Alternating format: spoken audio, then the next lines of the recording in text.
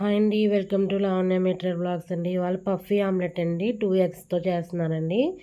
చాలా బాగుంటుందండి, పఫీగా వస్తుందండి. ఇది ముందుగా ఎగ్ బైటర్తో బ్రెడ్ చేసుకునండి 2 ఎగ్స్ వేసుకొని సాల్ట్ వేసుకుని బాగా బీట్ చేసుకోవాలండి. చేసుకున్నాక ఇలాగ వైట్గా క్రీమీగా వచ్చే వరకు కూడా బీట్ చేసుకోవాలండి. తర్వాత ఆయిల్ వేసుకుని బాణీలో వేసుకోవాలండి. ముందైనా వేసుకోవచ్చు, తర్వాతైనా వేసుకోవచ్చు అండి. సాల్ట్ నేను ఉప్పు కారం పైన వేసానండి.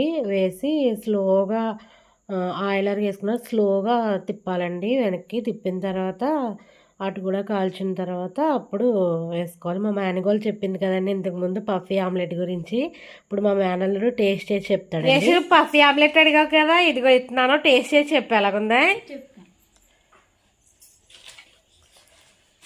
ఎలా ఉందో చెప్పు. బాగుంది. మా ఛానల్ లైక్ చేయండి, షేర్ చేయండి, సబ్స్క్రైబ్ చేయండి. ఓకేనండి, థ్యాంక్ యూ.